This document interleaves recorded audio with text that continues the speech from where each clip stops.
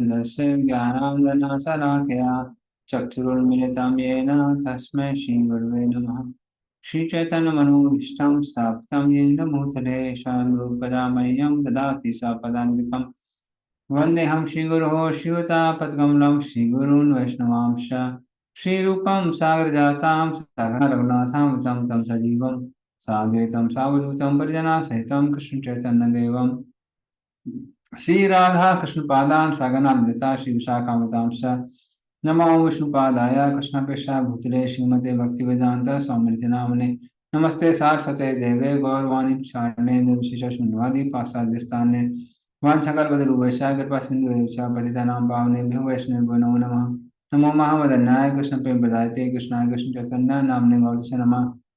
हे कृष्ण करुणा सिंधु दीनबंधु जगतपते गोपिका गोपिका कांता राधा कांता नमस्ते तप्त कांचन गौरांगी श्री राधे वृंदावनेश्वरी वृषभानुसुते देवी प्रणमामि हरिप्रिय नीलाचल निवासाय नित्य परमात्मने बलभद्र सुभद्राभ्याम जगन्नाथाय ते नमः। जय श्री कृष्ण चैतन्य प्रभु नित्यानंद श्री अद्वैत गदाधर शिवासादि गौर भक्तवृंद हरे कृष्णा कृष्णा कृष्णा हरे हरे हरे राम राम राम।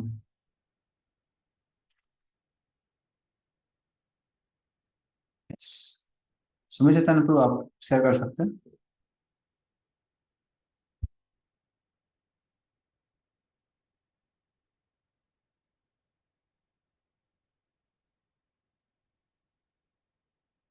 ओके, ये तो 25 नंबर श्लोक से हमको स्टार्ट करना था। 25 नंबर। जलावसाम जले यद्वन् महान्तो वदनी अणीयसः दुर्बलान् बलिनो राजन् महान्तो बलिनो मितः एवं बलिष्ठेर यदुभिर महद्भिर इतरान् विभुः यदून यदुभिर अन्योन्यम भूभारान् संजहारः। पढ़िए इसका अर्थ।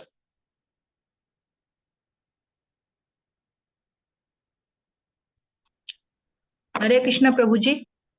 हे राजन, जिस तरह समुद्र में बड़े तथा बलशाली जलचर छोटे मोटे तथा निर्बल जलचरों को निगल जाते हैं, उसी तरह पूर्ण पुरुषोत्तम भगवान ने भी धरती का भार हल्का करने के लिए निर्बल यदु को मारने के लिए बलशाली यदु को और छोटे यदु को मारने के लिए बड़े यदु को भिड़ा दिया है। हरे कृष्ण प्रभु जी। इसका तात्पर्य पढ़ लीजिए। तात्पर्य, भौतिक जगत का नियम है जीवन टिकाए रखने के लिए संघर्ष एवं योग्यतम का बचे रहना, क्योंकि भौतिक जगत में बद्ध जीवों के मध्य असमानता है जो भौतिक साधनों पर प्रभुता जताने की इच्छा के कारण है। भौतिक प्रकृति पर प्रभुता जताने की यही प्रवृत्ति बद्ध जीवन का मूल कारण है। ऐसे बनावटी प्रभुओं की सुविधा के लिए भगवान की भ्रामक शक्ति ने बद्ध जीवों में प्रत्येक योनि के अंतर्गत सबल तथा निर्बल की सृष्टि करके अंतर उत्पन्न कर दिया है। भौतिक प्रकृति तथा सृष्टि पर प्रभुता जताने से ही असमानता की सृष्टि हुई और इसी में जीवन संघर्ष का नियम आया। आध्यात्मिक जगत में न तो ऐसी असमानता है न ऐसा जीवन संघर्ष होता है। आध्यात्मिक जगत में जीवन संघर्ष इसलिए नहीं रहता क्योंकि वहां प्रत्येक व्यक्ति का अस्तित्व शाश्वत है। वहां असमानता इसलिए नहीं रहती क्योंकि प्रत्येक व्यक्ति परमेश्वर की सेवा करना चाहता है और कोई भी खुद लाभ लेने के लिए भगवान बनने की नकल नहीं करता। भगवान हर वस्तु के, यहाँ तक कि जीवों के भी सृष्टा होने के कारण प्रत्येक वस्तु के भोक्ता है। लेकिन भौतिक जगत में माया के जादू से पूर्ण पुरुषोत्तम भगवान के साथ का यह नित्य संबंध भुला दिया जाता है। अतः जीवन टिकाए रखने के लिए संघर्ष तथा योग्यतम का बचे रहना नियमों के द्वारा बद्ध हो जाता है। हरे कृष्णा प्रभु जी।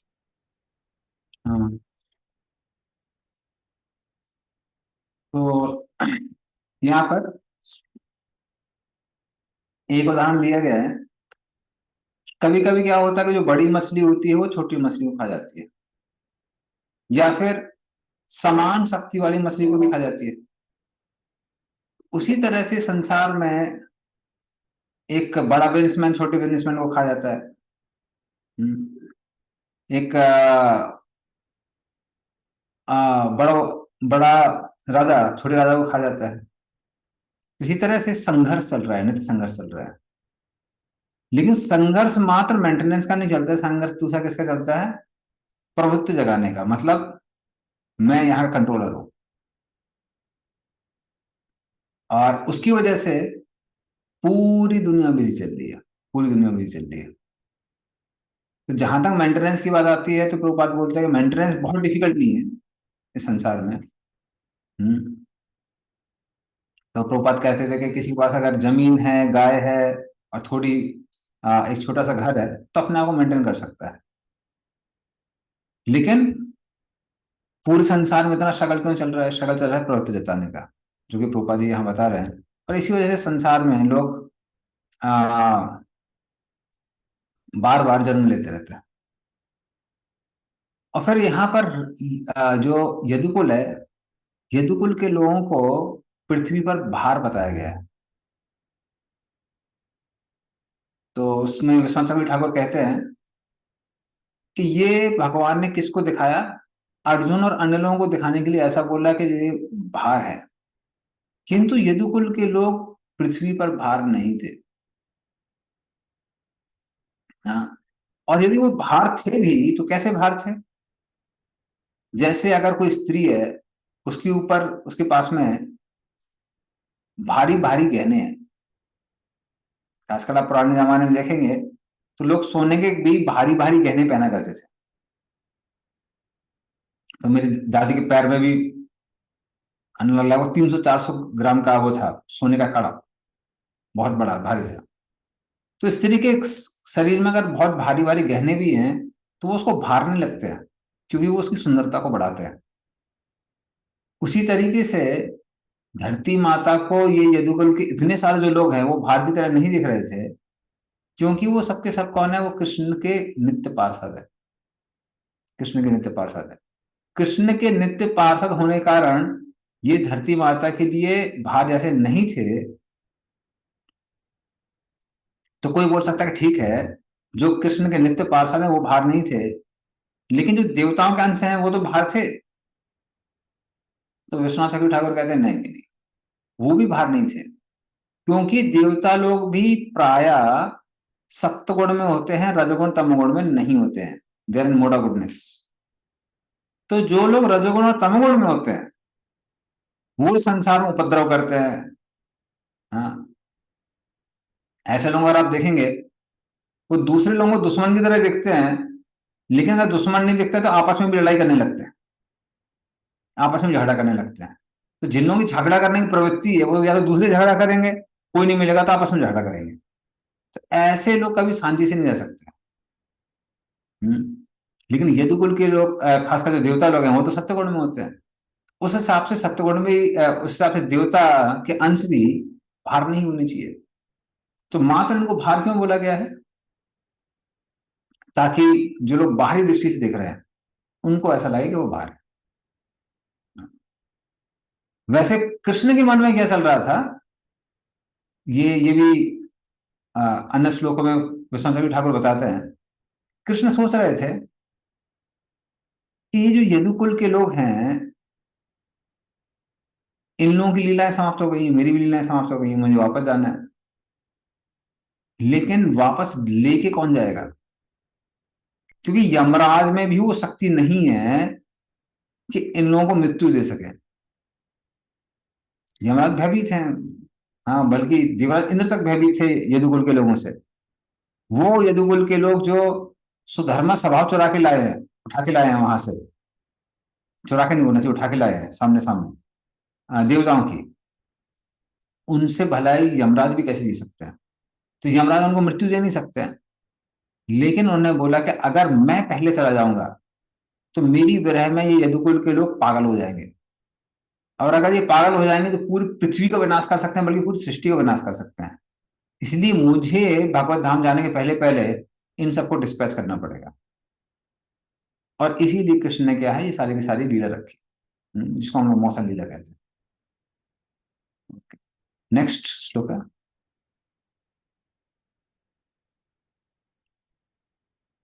देश कालार्थ युक्तानि हित हित तापोपशमानि च हरन्ति स्मरतश्चित्तम गोविंदा विहितानि में। पढ़िए इसका भी अर्थ। हरे कृष्णा। मैं भगवान द्वारा मुझे दिए गए उपदेशों की ओर आकृष्ट हूँ, क्योंकि वे देश काल की समस्त परिस्थितियों में हृदय की जलन को शांत करने वाले आदर्शों से परिपूर्ण बनाए गए हैं। हरे कृष्णा। धन्यवाद। तो इस तरह से अब अर्जुन क्या याद कर रहा है? भगवत गीता याद कर रहा है। तो वो कहते हैं कि अब मैं कुछ नहीं बोल पाऊंगा और आप भी कृपया करके मुझसे कुछ और मत पूछिए। वो तो कृष्ण के जो शब्द थे ना, हाँ, तो कृष्ण के जो शब्द थे, जो कृष्ण ने कुरुक्षेत्र के मैदान में बोले थे मुझे, उसकी वजह से किसी तरीके से कृष्ण की विरह को मैं सहन कर पा रहा हूं उन शब्दों को याद कर करके। तो उनके जो शब्द हैं वो मुझे क्या दे रहे हैं? सांत्वना दे रहे हैं। अब अगर आप मुझसे कुछ और पूछेंगे तो मैं नहीं बोल पाऊंगा, क्योंकि मैं अपने मन को कहीं और भटकाना नहीं चाहता हूँ। मैं कृष्ण के शब्दों को स्मरण कर करके अपने विरह के कारण जो हृदय विदीर्ण हो गया है, या फिर उसमें बहुत मुझे जो दुख मिल रहा है, उससे मैं ऊपर उठ सकता हूँ। तो इस तरह से कह के अर्जुन चुप हो जाता है। अब देखते हैं आगे क्या होता है।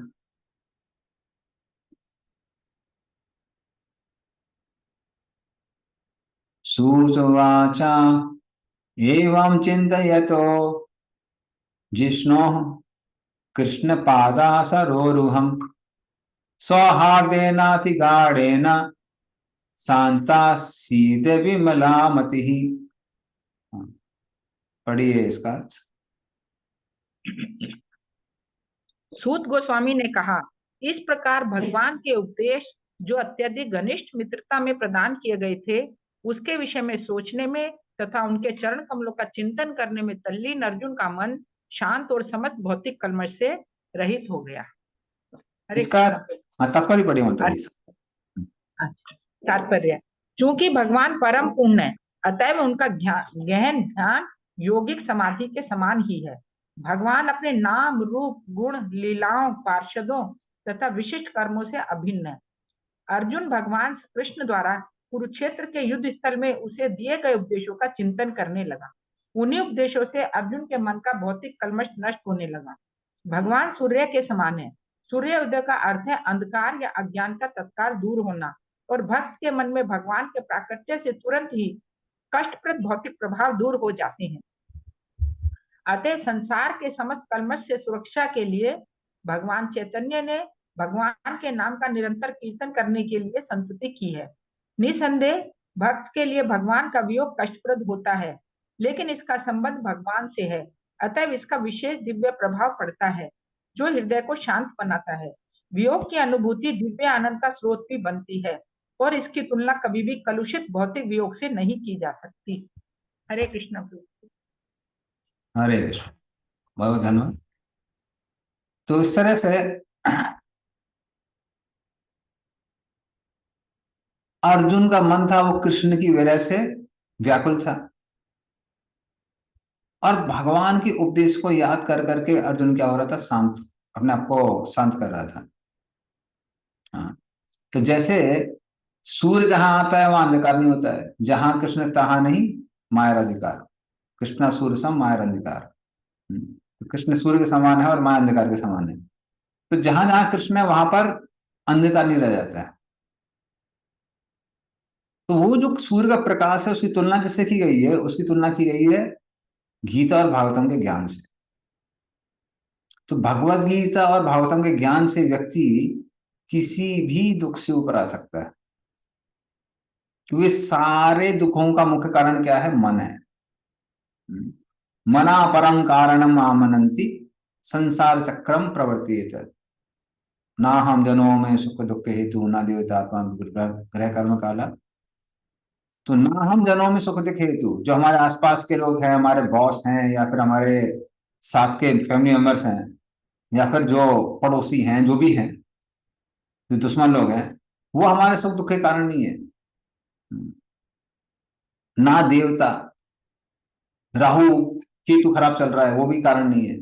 आत्मा हम स्वयं भी उसका कारण नहीं है।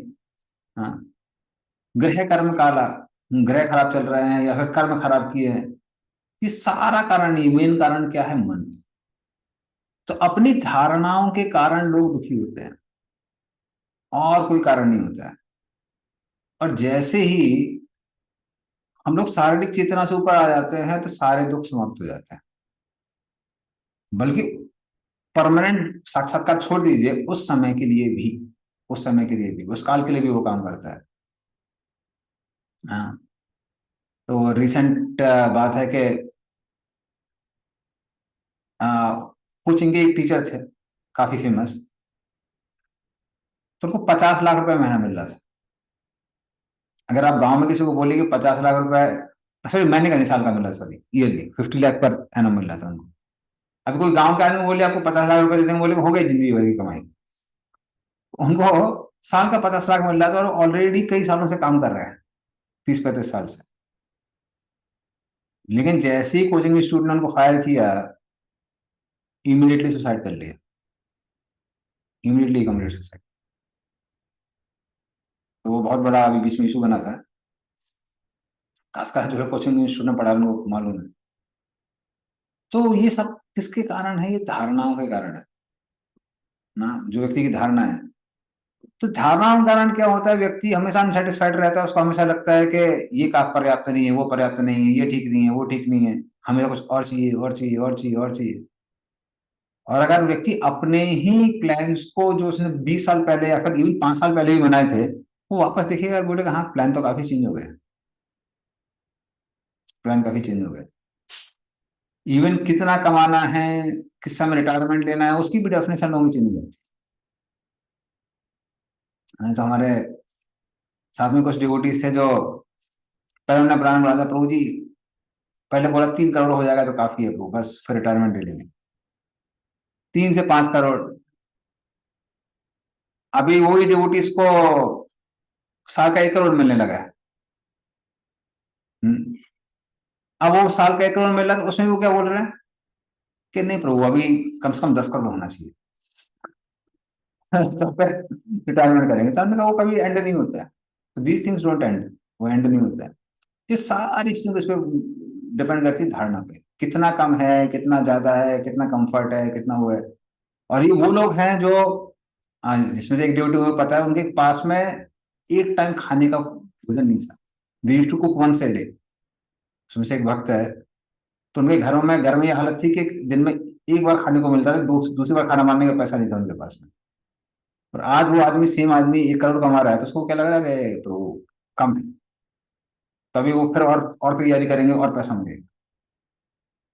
तो इस तरह से आ, व्यक्ति कामनाओं का भी अंत नहीं होता है। और जीवन में कोई समस्या आती है तो कई बार लोग शारीरिक चेतना होने के कारण उसको सहन नहीं कर पाते हैं, दे जस्ट कांट टॉलरेट। सो भगवत गीता और भागवतम के उपदेश ही हैं जो व्यक्ति को किसी भी समस्या से ऊपर उठा सकता है। तो एक हिसाब से देखा जाए, अगर पांडवों के जीवन में देखा जाए, तो किस किस दुख से उभरे हैं, बड़ा आश्चर्यजनक चीज है। तो वही पांडव जो राज परिवार के थे, उनके फादर सिर्फ राजा नहीं थे, सम्राट थे, उनको भी किससे गुजरना पड़ा? 14 वर्ष के वनवास से, सॉरी 12 वर्ष के वनवास और 1 वर्ष के अज्ञातवास से, इससे गुजरना पड़ा उनको। लेकिन फिर भी उस अज्ञातवास में भी युधिष्ठिर महाराज पूर्ण रूप से प्रसन्न थे।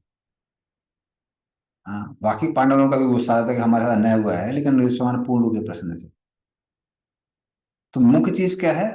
मन, माइंड। तो आदमी माइंड को जैसे ढाल लेता है, उस हिसाब से चीजें सेट हो जाती है। तो वहीं अर्जुन, तो अर्जुन के प्रसंग से हम सीख सकते हैं, you can learn. Okay, next श्लोक है।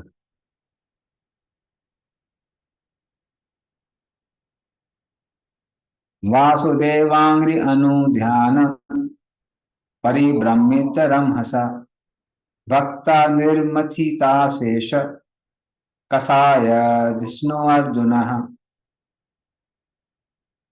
पढ़िए इसका अर्थ।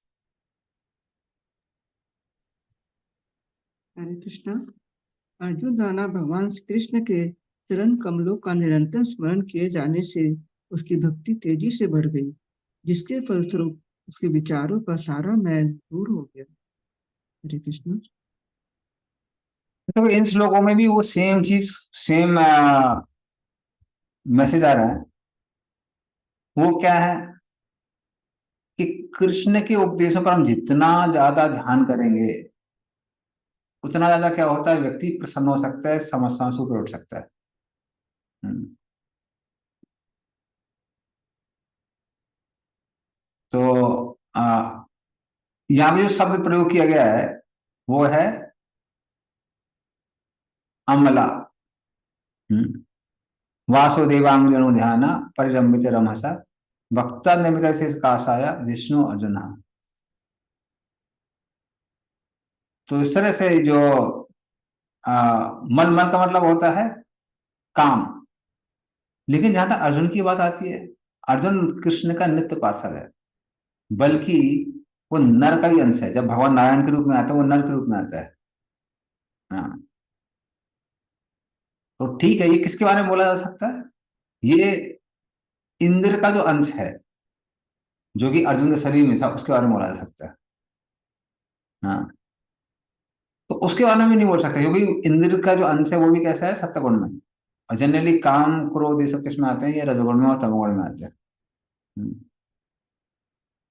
तो यहाँ पर जो जो पिछले श्लोक में 28 में जो शब्द अमल यूज किया होता है या फिर मल यूज किया था, उसका यहाँ पे इस श्लोक में एक्सप्लेनेशन है। क्या एक्सप्लेनेशन है?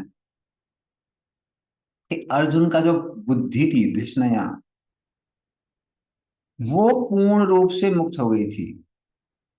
हाँ। निर्मथता कसाया, तो हर तरह के काम क्रोध लोभ इन सबसे मुक्त हो चुकी थी। कब मुक्त हो चुकी थी? जब से अर्जुन का जन्म था तब से मुक्त हो गई थी। लेकिन अभी जो इच्छा थी कृष्ण के साथ एसोसिएट करने की, अभी अर्जुन क्या हो गया, उनसे ही मुक्त हो गया है। क्यों मुक्त हो गया है? क्योंकि आ, जब हम कृष्ण के वाक्यों पर चिंतन करते हैं हम कृष्ण के साथ में ही हैं। भगवत गीता का ज्ञान और कृष्ण एक दूसरे से अभिन्न है, दे आर नॉन डिफरेंट। इन दोनों में कोई अंतर नहीं है। तो अगर आपको याद होगा जब हम लोग भक्ति शास्त्री डिस्कस कर रहे थे, खासकर अध्याय नंबर 12 में, तो उसमें भक्ति के अलग अलग स्तर बताए गए थे। तो सबसे जो ऊंची भक्ति है वो किसकी? वो हृदयवासियों की, जिसको हम लोग बोलते हैं स्मरणात्मिका भक्ति। लेकिन अगर मान लीजिए, तो स्मरणात्मक भक्ति में क्या होता है, जो भक्त है वो निरंतर कृष्ण का स्मरण करता रहता है, इतना ज्यादा स्मरण करता है कृष्ण को एक क्षण के लिए भूल नहीं पाता है। लेकिन अगर कोई भूल जाता है कुछ समय के लिए, तो फिर वो सेकंड स्टेप में आ सकता है। सेकंड स्टेप कौन सी है? मननात्मिका भक्ति, जिसमें कृष्ण के उपदेशों पर व्यक्ति मनन कर सकता है। अगर वो नहीं कर पा रहा है तो उसमें बताया गया है कि अभ्यास रूप बार बार क्या करिए आप, कृष्ण को हम जब जब भूल रहे हैं उनको स्मरण करने की कोशिश करिए, उसका अभ्यास करिए। तो वहां पर विश्वनाथ चक्रवर्ती ठाकुर बड़ी सुंदर टिप्पणी करते हैं। वो कहते हैं कि अगर कोई निरंतर कृष्ण का ध्यान नहीं कर पा रहा है, तो ये स्मरणात्मक जो भक्ति है जिसमें कृष्ण के उपदेशों का स्मरण करना है, उसको ऊपर क्यों रखा गया है? और ये जो अभ्यास रूप है, बार बार कृष्ण को स्मरण करने का प्रयास करना, इसको नीचे क्यों रखा गया है?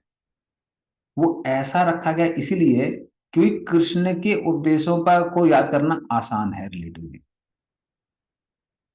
रिलेटिवली आसान है, और स्मरण करना थोड़ा सा कठिन है उसके कंपैरिजन में।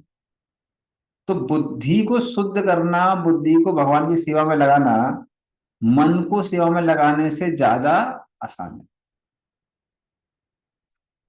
इसीलिए जितना हो सके हमको प्रयास करना चाहिए कि हम अटेंटिव चैंटिंग करें, हाँ, ध्यानपूर्वक।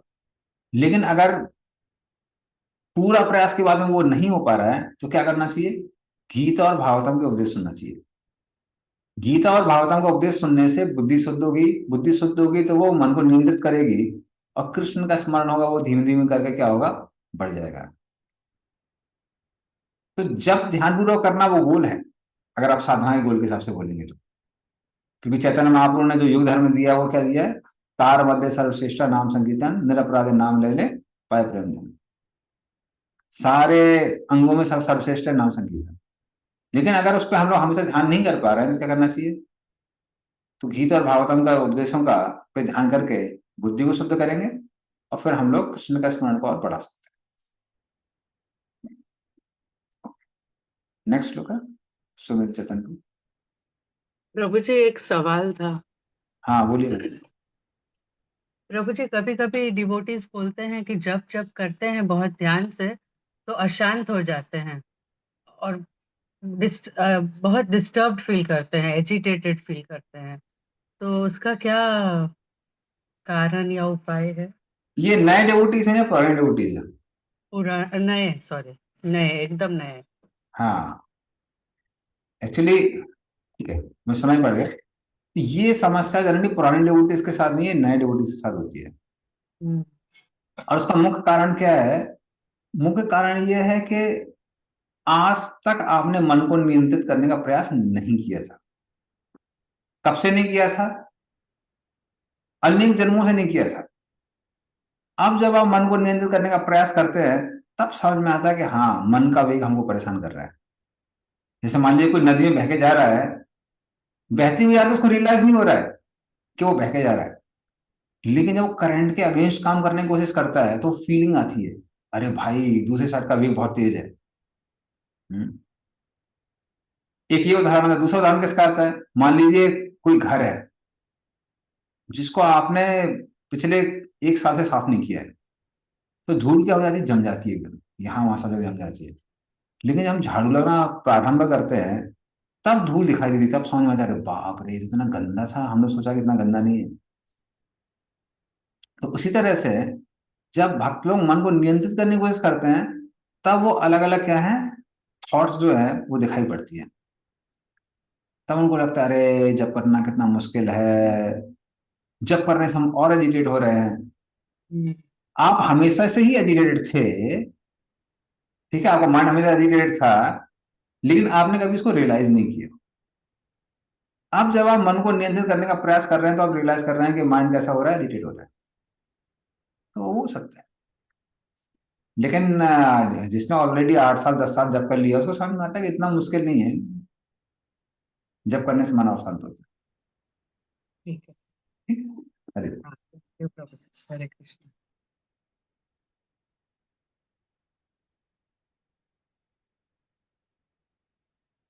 गीतां भगवता ज्ञानम यत्तत्संग्राम मूर्धनि काल कर्म तमोरुद्धम पुनर्अध्यगमत् प्रभु। पढ़िए इसका अर्थ। भगवान की लीलाओं तथा कार्यकलापों के कारण तथा उनकी अनुपस्थिति में से ऐसा लगा कि अर्जुन भगवान द्वारा दिए गए उपदेशों को भूल गया हो, लेकिन वास्तव में बात ऐसी ना थी और वह पुनः अपनी इंद्रियों का स्वामी बन गया। हरे कृष्णा। इस तरह से तो ऐसा प्रतीत हो रहा था कि अर्जुन कृष्ण के उपदेशों को भूल गया है। हाँ। तो क्या होता है, साधारणतः भी हमने देखा हुआ है कि जब कोई व्यक्ति किसी से बिछुड़ जाता है, हाँ, तो उसके बारे में सोचता है, दुख होता है। लेकिन जैसे ही उसके विचार मन में आते हैं तो व्यक्ति को लगने लगता है वो उस व्यक्ति के बहुत निकट है, और फिर उसका दुख कैसा हो जाता है, समाप्त हो जाता है। तो उसी तरह से अर्जुन का जो शरीर था वो जल रहा था कृष्ण के विरह के कारण। लेकिन कृष्ण चंद्र, जैसे चंद्रमा की जो आभा होती है वो गर्मी से मुक्त करती है, तो कृष्ण चंद्र के मुंह से जो गीता निकली थी उसको याद करके अर्जुन को क्या होता है, अर्जुन का दुख समाप्त हो जाता है। तो क्या अर्जुन भगवान के बताए हुए उपदेशों को भूल गया था समय के कारण, तमोगुण के कारण? हाँ, तो तमोगुण के कारण नहीं भूला था, अर्जुन उनको भूला था कृष्ण की विरह के कारण। ये चक्रवर्ती लिखता है। तो कृष्ण से विरह के कारण वो कुछ समय के लिए उसको भूल गया था, कृष्ण के उपदेशों को। हम्म। तो जो भगवान के भक्त होते हैं, भगवान के भक्त,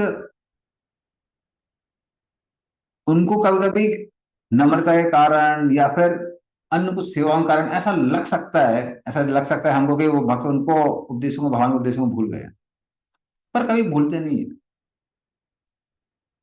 जैसे हम गजेंद्र के केस में देखते हैं, तो उसके उनके केस में तो ऐसा लग रहा है जैसे लंबे समय के लिए भूल गए।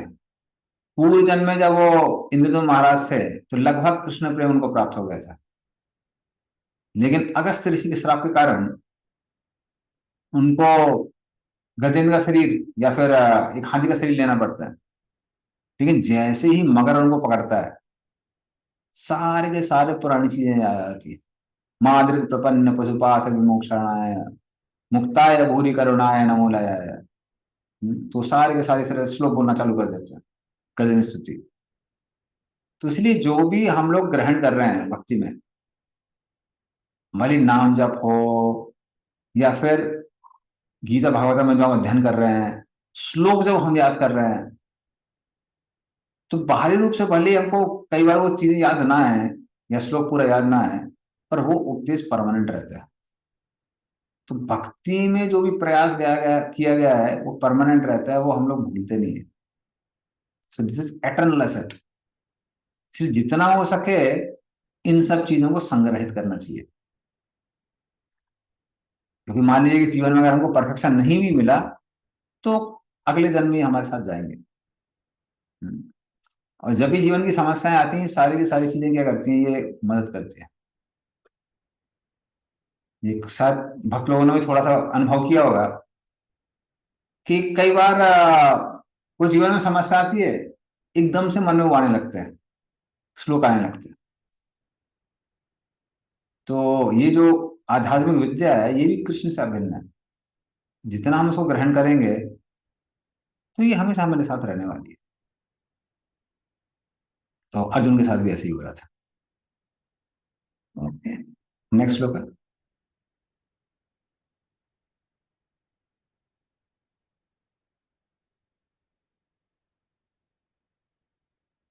विशोको ब्रह्म संपत्त्या संचिन्न द्वैत संशयः लीन प्रकृति नैर्गुण्यात् अलिंगत्वात् असंभवः। पढ़िए इसका अर्थ।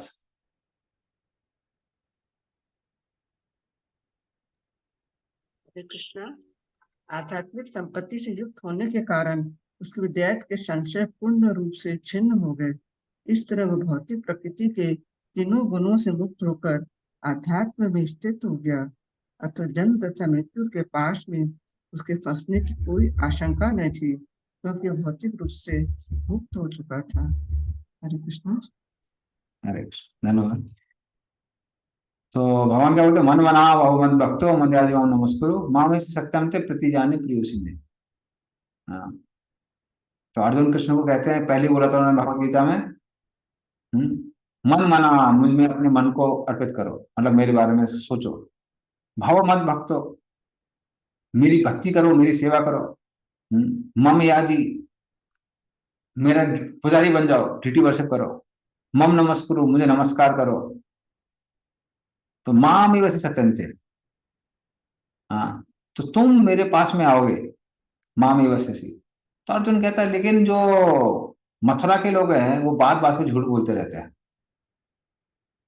तो यूपी के लोगों को पता है, बचपन से मैं सुनता आ रहा हूँ, मथुरा के ठग और बनारसी ठग, ये दोनों बहुत फेमस है।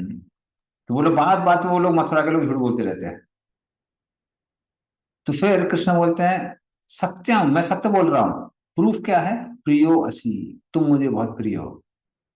तो क्योंकि तुम मुझे बहुत प्रिय हो, इसलिए तुम्हारा पतन मैं नहीं होने दूंगा, तुम चिंता मत करो।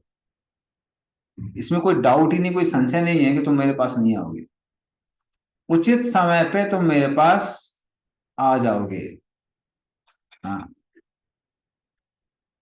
तो फिर बात ये होती है कि कृष्ण ने अर्जुन को ऐसे अकेले क्यों छोड़ दिया ना, क्यों छोड़ दिया? इसीलिए छोड़ दिया ताकि वो पूरी दुनिया को दिखा सके कि भक्त को भगवान से किस तरह का बुरा भाव होता है। तो वो उदाहरण प्रस्तुत करने के लिए भगवान ने छोड़ दिया। हाँ। तो फिर अर्जुन के मन में आता है, अर्जुन कहता है कि मैंने लगातार आप पर ध्यान करने का प्रयास किया जो आपने बताया था। हाँ। तो मैं लगातार ये सोच रहा हूं कि मैं आत्मा हूं, शरीर से भिन्न हूं, फिर भी ये शरीर क्या कर रहा है, ये मेरे शरीर में, मेरे जीवन में दिक्कतें पैदा कर रहा है। इस शरीर के कारण मैं बाहरी चीजों को अपने से जुड़ा हुआ मान ले रहा हूं, उसकी वजह से मुझे दुख हो रहा है। हाँ। तो इसलिए मैंने प्रण लिया है कि हे कृष्ण, आपने जो मुझे पहले सिखाया था, क्या सिखाया था, जो योग का ज्ञान आपने मुझे दिया था, उसका अस्त्र जो आपने मुझे दिया था, जिसके द्वारा मैं समझ सकता हूं कि मैं शरीर नहीं आत्मा हूं, उसका मैं प्रयोग करूंगा। तो हालांकि मैं आपका नित्य पार्षद हूं, जब आप नारायण के रूप में आते हैं मैं नर के रूप में आता हूं। हाँ। लेकिन फिर भी मुझे पता है कि मैं कौन हूं, मैं जीव हूं, साधारण जीव हूं। हाँ। लेकिन साधारण जीव होते हुए भी आपकी प्रेम से बंधा हुआ हूं। हाँ। तो हालांकि मैं योगारूढ़ स्थिति में हूं, लेकिन आ, आपकी विरह को मैं सहन नहीं कर पा रहा हूं। तो फिर अर्जुन सोचता है, मन में सोचता है कि कृष्ण ने भगवत गीता में बोला था, ब्रह्मभूत प्रसन्नात्मा न सोती निकांक्षति। हाँ। तो अगर मैं ब्रह्म के ज्ञान पर ध्यान करने लगता हूं कि मैं शरीर नहीं हूं, आत्मा हूं, तो ये जो विरह है, ये जो दुख है, ये खत्म हो जाएगा। हम्म। तो इस तरह से अर्जुन ऐसा सोचता है।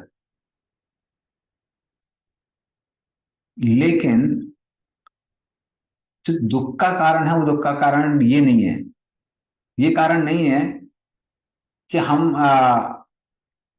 अर्जुन शारीरिक चेतना पे है। शारीरिक चेतना के कारण जो दुख है उसकी भर्त्सना की गई है, लेकिन जो दुख कृष्ण से संबंधित है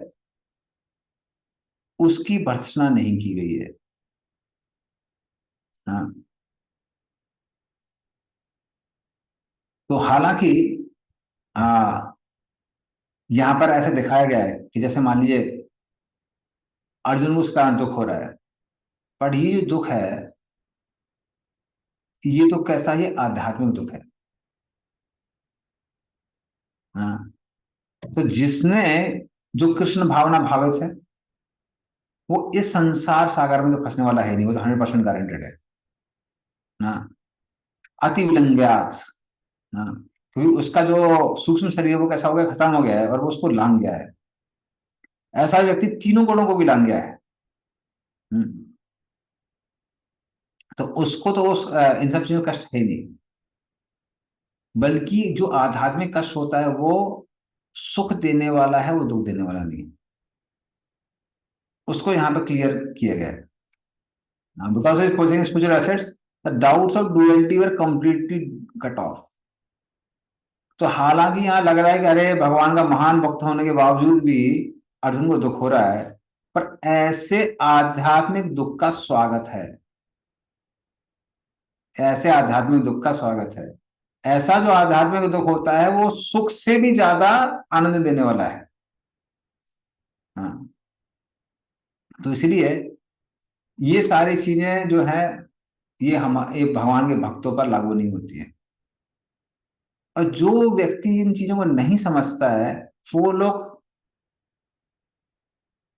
भक्ति को नहीं समझ सकता है। जैसे भारत में एक बहुत महान साधु है जिनका बड़ा नाम आता है, तो वो अपने रामायण की कथा के लिए बड़े जाने जाते थे एक समय में। बीच में काफी बदनामी वगैरह हुई थी उनकी कि उनके दामाद मुसलमान है, ये वो कुछ कुछ तो इश्यूज हुए थे, पर छोटे में उनको बड़ा सुनता था। तो वो क्या बोलते थे, कहते हैं कि देखिए सब लोग प्रकृति के नियमों से बंधे हुए हैं, भगवान राम को भी माता सीता के विरह में रोना पड़ा, तो हम लोग कौन से बड़े व्यक्ति हैं। तो ऐसे मूर्ख व्यक्ति को ये नहीं पता था कि आध्यात्मिक जो विरह है या दुख है वो आनंद देने वाला है। So he had no knowledge of feelings of separation. तो ऐसे लोग भले ही कुछ भी करते रहे, लेकिन भक्ति भाव उनके हृदय में जागृत नहीं हो। तो उसी तरह से बाहरी रूप से लगा था कि अर्जुन परेशान है, लेकिन सत्य यह है कि अर्जुन परेशान नहीं है। अर्जुन आध्यात्मिक सुख का अनुभव कर रहा है।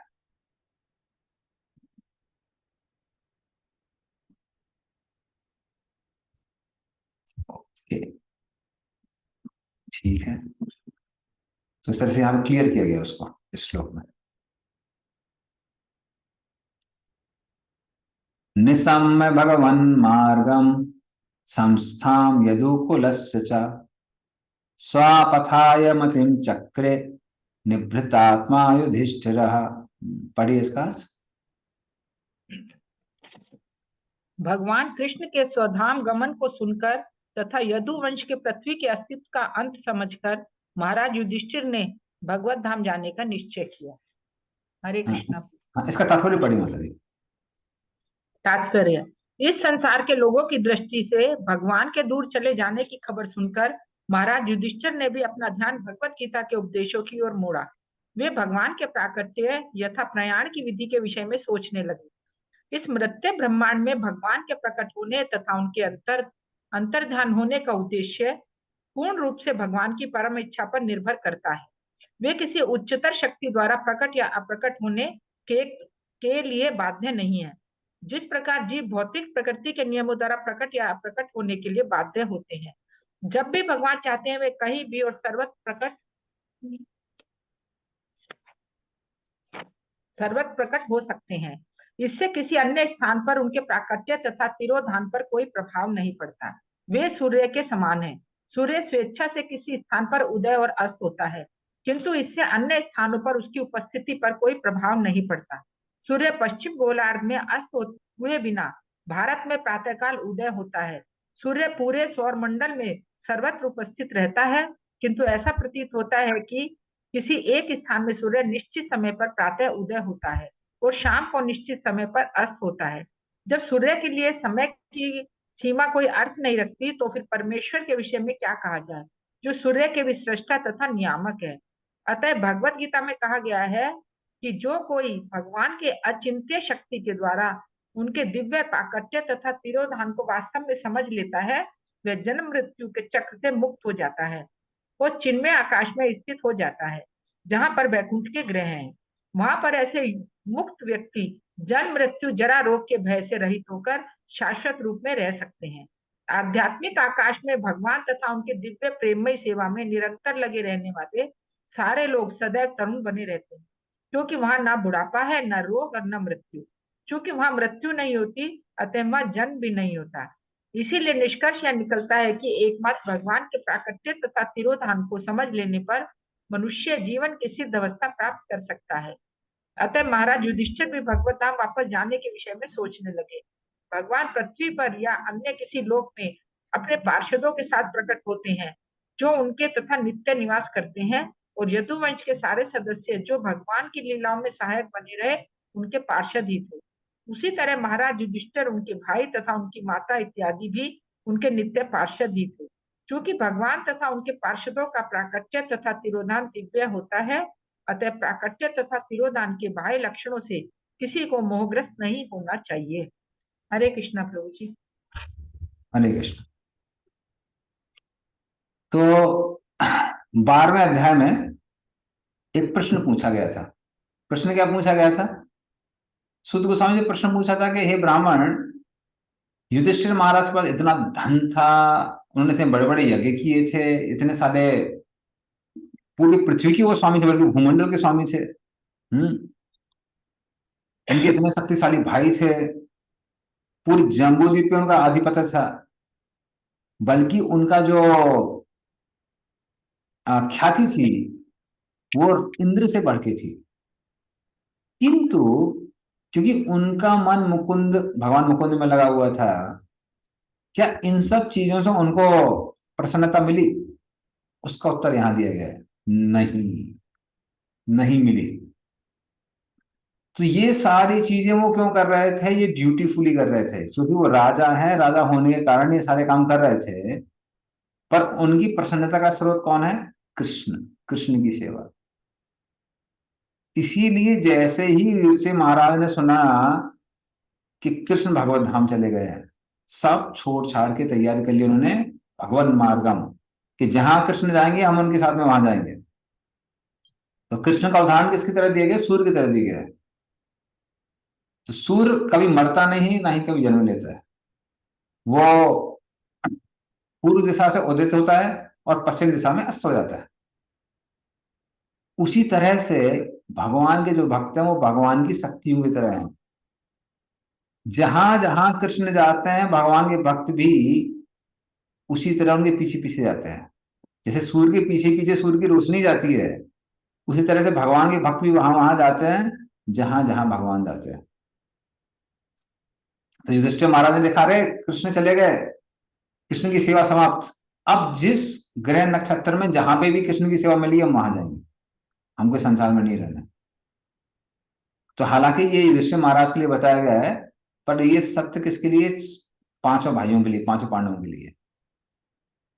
तो पांचों पांडव उन्होंने तैयारी कर ली कि कृष्ण गए मतलब बस हमको भी जाना है, इस संसार में रह के हम क्या करेंगे। तो उस तरह से वो भी अपना तैयारी कर लेते हैं और उस लोक में जाने की तैयारी करते हैं, उस ब्रह्मांड में जाने की तैयारी करते हैं जहां पे कृष्ण अपनी लीलाएं कर। तो वो लोग ऐसी तैयारी कर लेते हैं। ओके, ठीक है। तो नेक्स्ट श्लोक है।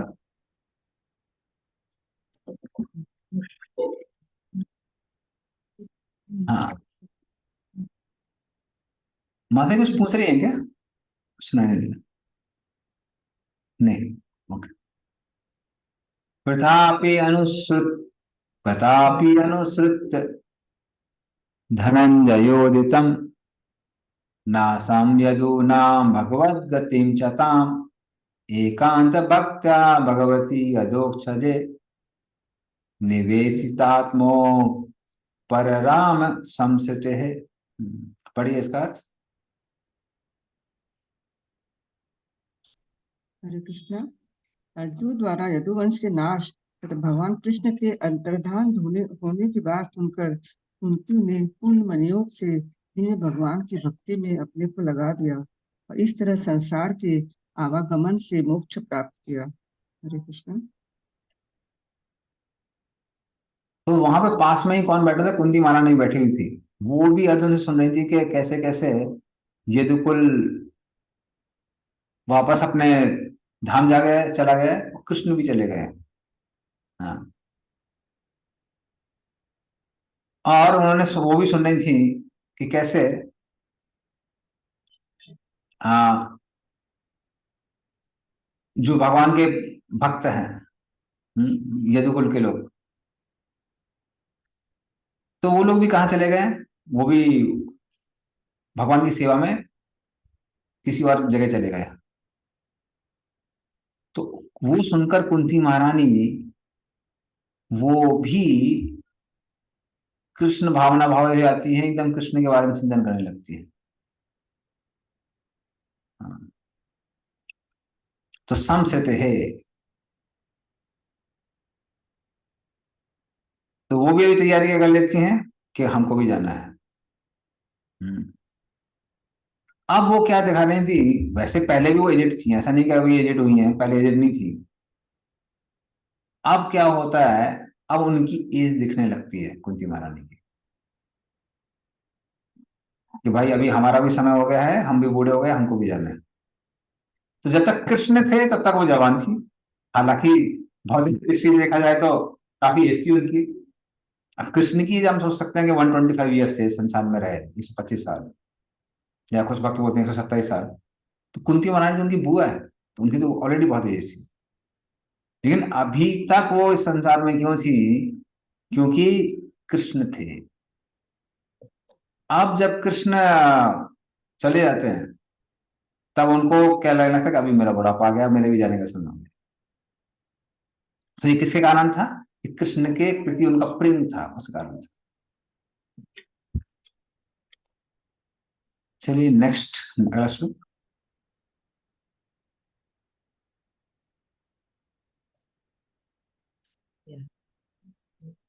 यया हरत भुवो भारम ताम तनुम विजहावजः कंटकम कंटकेनेव द्वयं चापि सितुः समम। पढ़िए इसका अर्थ। सर्वोपरि अजन्मा भगवान श्री कृष्ण ने यदुवंश के सदस्यों से अपना अपना शरीर त्याग करवा दिया और इस तरह उन्होंने पृथ्वी के भार को उतारा। यह कार्य कांटे को कांटे से निकालने जैसा था, यद्यपि नियंता के लिए दोनों एक से हैं। हरे कृष्णा प्रभु जी। हरे कृष्ण। जैसे अगर कांटा चुभ गया है और आपके पास कोई सुई नहीं है तो क्या करते हैं? दूसरे कांटे की मदद से एक कांटे को निकालते हैं। उसी तरह से किसी भी यदु को बोलना क्या वापस जाना है, ये किसी भी देवता के लिए संभव नहीं था। तो क्या संभव था?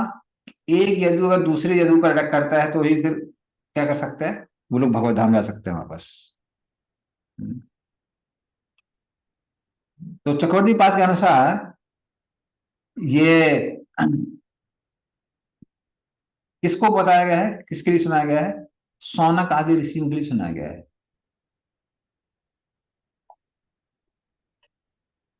तो सौनक आदि ऋषि जब सुन रहे थे कि अरे मौसा लीला से यदुकुल के लोग सब वापस भगवत धाम गए, तो उनको बड़ा कष्ट हो रहा था कि ये तो अच्छा नहीं है।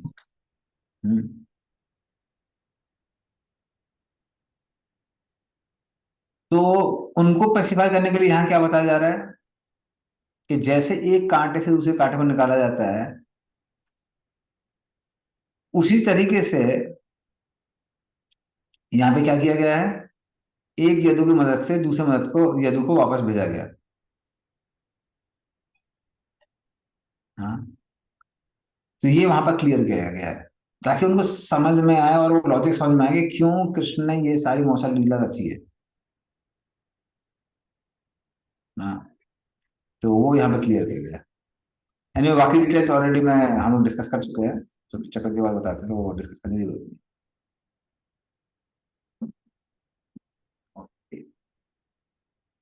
नेक्स्ट। यथा मत्स्यादि रूपाणि धत्ते जय्याद यथा नटः भूभारः सपितो येन जहो तच्चा कलेवरम। पढ़िए इसको। हरे कृष्णा। परमेश्वर ने जिस शरीर को पृथ्वी का भार कम करने के लिए प्रकट किया था, उसे उन्होंने छोड़ दिया। वे एक जादूगर के समान विभिन्न शरीरों को तथा मत्स्य अवतार तथा अन्य अवतारों में धारण करने के लिए एक शरीर को छोड़ते हैं। हाँ, इसका तात्पर्य पढ़िए।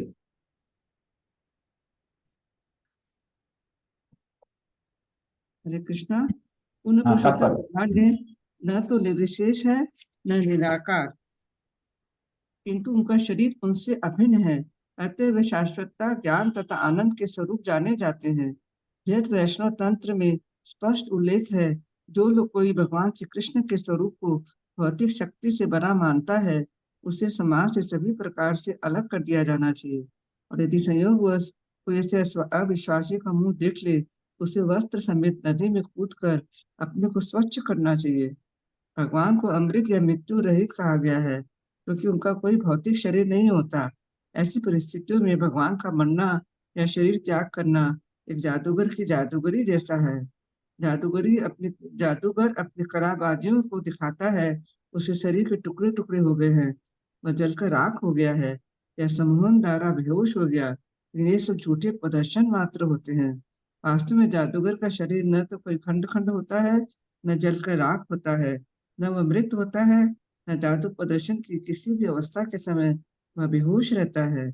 इसी प्रकार भगवान के भी अनंत शाश्वत रूप है, जिनमें इस ब्रह्मांड में प्रदर्शित मत्स्य अवतार भी एक है। क्योंकि ब्रह्मांड अनंत है, अतएव यह मत्स्य अवतार किसी न किसी ब्रह्मांड में अपनी लीलाएं प्रदर्शित कर रहा होगा। इस श्लोक में विशेष शब्द धत्ते प्रयुक्त है, जिसका अर्थ शास्त्रीय रूप से स्वीकृत है, किंतु विशेष अवसर के लिए स्वीकृत शब्द ठीक नहीं है। भाव यह है कि भगवान मत्स्य अवतार की सृष्टि नहीं करते, अतः यह रूप शाश्वत होता है और ऐसे अवतार के प्राकट्य से तथा अंतर्धान होने से विशिष्ट प्रयोजनों की सिद्धि होती है। भगवत गीता 7.24-25 में भगवान कहते हैं, विशेषवादी सोचते हैं मेरा कोई स्वरूप नहीं होता, मैं निराकार हूँ, लेकिन चूंकि इस समय मैंने एक प्रयोजन पूरा करने के लिए स्वरूप स्वीकार किया है, अतः मैं प्रकट हूँ। लेकिन ऐसे चिंतक वास्तव में बुद्धिहीन होते हैं। भले ही वे वैदिक साहित्य के अच्छे विद्वान हों, लेकिन वे मेरी असीम शक्तियों या मेरे शाश्वत स्वरूपों के प्रति एक तरह अनजान रहते हैं। इसका कारण यह है कि मैं अपने योग आवरण से भक्तों के समक्ष स्वयं को प्रकट न करने का अधिकार बनाए रखता हूँ। तो अल्पज्ञानी मूर्ख मेरे शाश्वत रूप से अनजान रहते हैं, जो कभी भी नष्ट नहीं होता और अजन्मा है। पद्म पुराण में यह कहा गया है, जो भगवान से ईर्ष्या करते हैं और सदैव उन पर क्रुद्ध रहते हैं, कि भगवान में वास्तविक तथा शाश्वत रूप को जानने के लिए सर्वथा अयोग्य है। भागवत में भी कहा गया है कि मल्लों के समक्ष भगवान ब्रज के समान प्रकट हुए। जब भगवान ने शिशुपाल का वध किया, तो वह ब्रह्म ज्योति की चकाचौंध से उन्हें कृष्ण के रूप में नहीं देख पाया। अतः कंस द्वारा नियुक्त मल्लों के समक्ष वज्र के रूप में भगवान का क्षणिक प्राकट्य अथवा शिशुपाल के समक्ष भगवान का जाज्वल्यमान स्वरूप भगवान ने त्याग दिया। लेकिन जादूगर के रूप में भगवान शाश्वत रूप से विद्यमान है और किसी दशा में नष्ट नहीं होते। ऐसे रूप असुरों के समक्ष ही उस समय के लिए प्रदर्शित किए जाते हैं, किंतु भगवान ऐसे प्रदर्शन को बंद कर देते हैं, तो असुर लोग सोचते हैं कि ईश्वर नहीं है। जिस प्रकार मूर्ख दर्शकगण सोचते हैं कि जादूगर जल गया या खंड खंड हो गया, निष्कर्ष यह निकला कि भगवान का कोई भौतिक शरीर नहीं होता, तो न तो कभी मारे जाते हैं और न कभी अपना दिव्य शरीर बदलते हैं। हरे कृष्ण। हरे कृष्ण, धन्यवाद। तो इसमें उदाहरण दिया गया है मत्स्य अवतार। तो मत्स्य अवतार जैसे कि हम ये नहीं देखें मत्स्य अवतार किसी माता से आ रहे हैं, पिता से आ रहे हैं, और फिर धीमे धीमे करके वो लीलाएं कर रहे हैं, अपने माता पिता के साथ में घूम रहे हैं, फिर रहे हैं, और फिर वहां पे फिर बड़े होते हैं। मत्स्य अवतार एकदम से प्रलय के जल में आते हैं, अपनी लीला करते हैं और चले जाते हैं। फिर भी भगवान को पता है, सभी भक्तों को पता है कि भगवान के जो शरीर है वो कैसे नित्य है, वो टेम्पररी नहीं है, वो सब नित्य है। और उसी तरीके से कृष्ण के जितने भी शरीर हैं वो सबके सब कैसे हैं, वो नित्य हैं। तो शौनकादि ऋषि जो दुखी थे उनको यहाँ पे बताया जा रहा है कि हालांकि कृष्ण ये धरातल छोड़ के गए, इसका मतलब ये नहीं कि इसकी मृत्यु हो गई, वो चिंता करने वाली बात नहीं। तो इसलिए आप दुखी मत होइए। तो कृष्ण के जितने भी रूप हैं, बाल लीला के, पौगंड लीला के, कैसर लीला के जितने भी शरीर हैं, वो सारे के सारे शरीर कैसे हैं, वो सारे के सारे शरीर नित्य हैं। जैसे सूर्य का जब उदय होता है या फिर मध्याह्न हो रहा है, अस्त हो रहा है, उस समय सूर्य के अलग अलग फेजेस होते हैं, लेकिन सारे के सारे फेजेस कैसे हैं, ये इटरनल है। वो पहले भारत में दिखाई दे रहे हैं, फिर उसके बाद में हो सकता है वो यूएई में दिखाई दें, या फिर उसके बाद यूएसए में दिखाई दें, अलग अलग जगह दिखाई दें, पर ये सब के सब कैसे हैं, ये सब नित्य हैं, सारे फेजेस। उसी तरह से भगवान के जितने भी रूप हैं वो नित्य हैं। एक और बहुत सा उदाहरण दिया गया है यहाँ पर, वो है जादूगर का।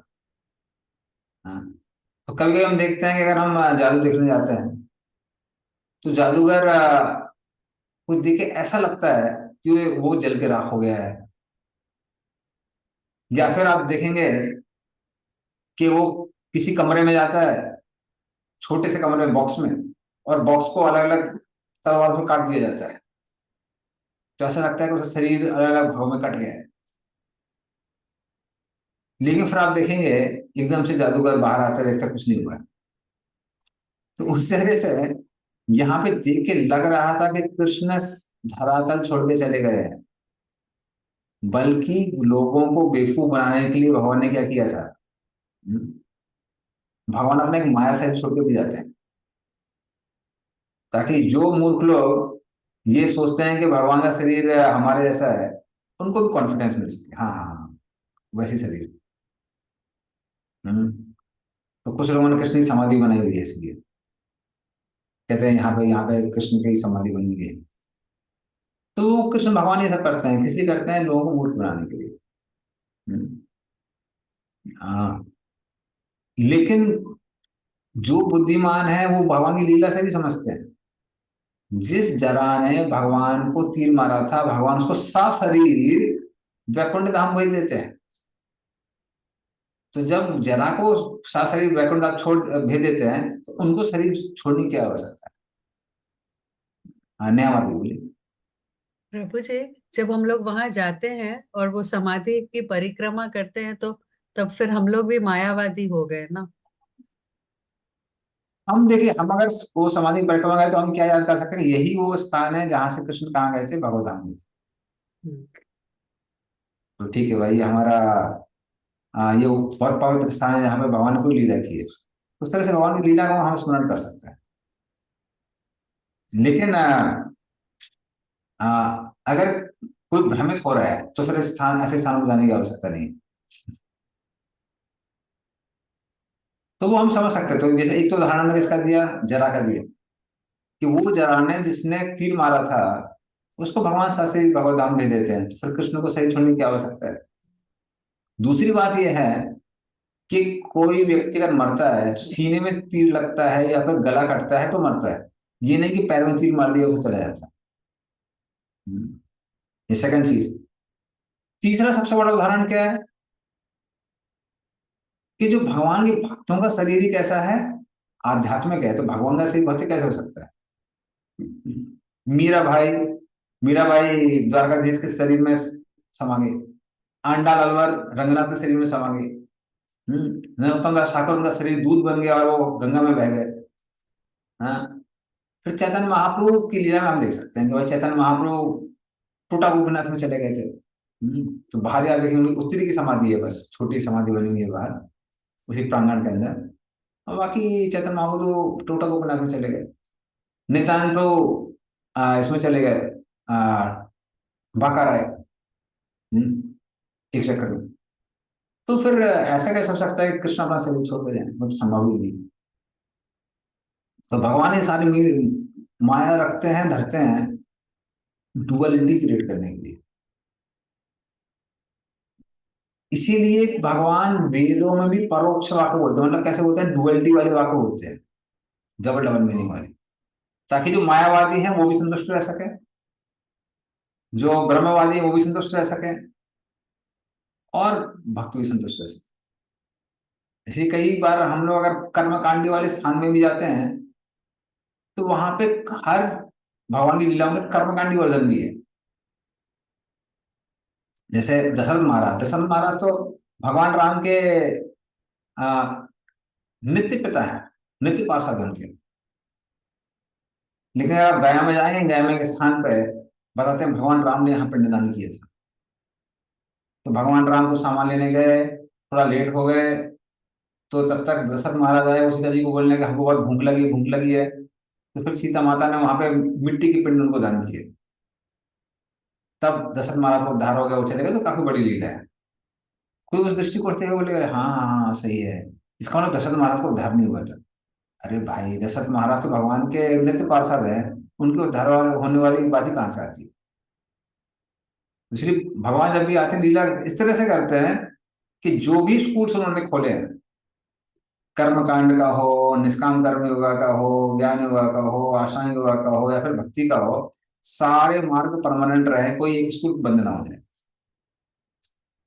तो भगवान इस तरह से सबको संतुष्ट करके वापस जाते प्रभु जी, एक सॉरी सवाल, नॉट रिलेटेड। ये जैसे महाप्रभु ने गया जाकर वो किया था ना रिचुअल अपने फादर के लिए, तो बहुत भक्त बोलते हैं कि क्योंकि हम लोग भक्ति कर रहे हैं तो हम लोग को कोई उसकी जरूरत नहीं है। और बहुत लोग बोलते हैं कि भगवान ने खुद एग्जाम्पल सेट किया है तो करना चाहिए। तो करना क्या चाहिए, क्योंकि हम लोग जैन में तो ऐसा कुछ तर्पण और ये सब क्या बोलते हैं पिंडदान या कुछ होता नहीं है। तो उसका मतलब कि हमारे सारे एंसेस्टर्स फोर फादर्स सब शायद भटक रहे हैं या क्या, मतलब बहुत बड़ा क्वेश्चन में कंफ्यूजन सा है। एक्चुअली ठीक है, थोड़ा सा भी वो करता हूँ।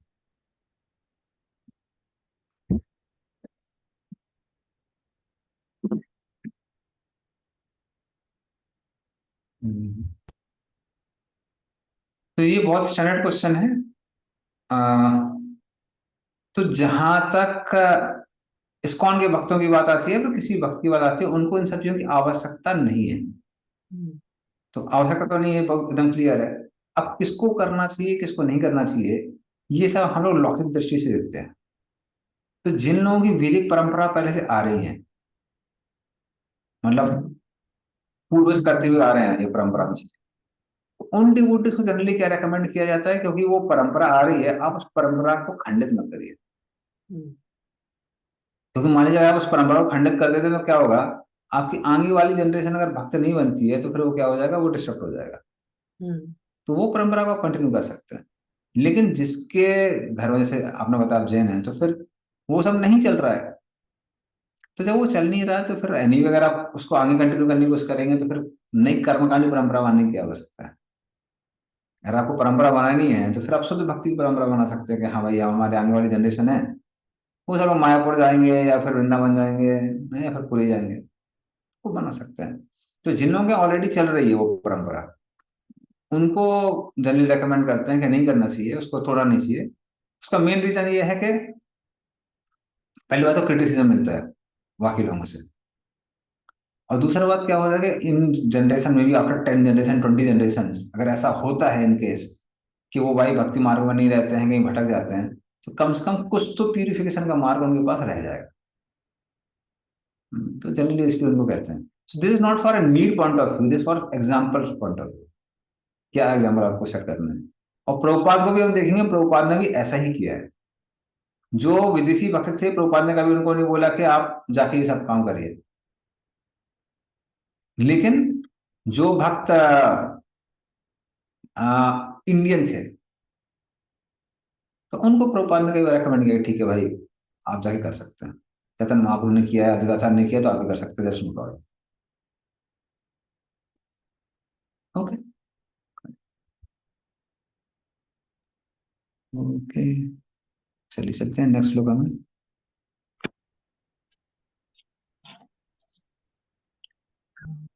यहाँ पर इस चीज में एक चीज में सावधान रहना चाहिए हमको, कि अगर हम परंपरा की बात कर रहे हैं तो ऐसा नहीं है, खासकर ये हमारे भक्तों के साथ कई बार क्या हो जाता है, जो लोग टिपिकल, मेरी भी फैमिली बता रहा हूँ, मेरी फैमिली है या फिर मारवाड़ी फैमिलीज होती हैं, उनमें साल भर कर्मकांड चलता है। अब साल भर आप कर्मकांड करते रहेंगे तो भक्ति कब करेंगे। तो वन से वाइल जो साल में एक बार या दो बार की कुछ चीजें हैं, वो कभी कभी साल में एक दो बार कुछ कर सकते हैं।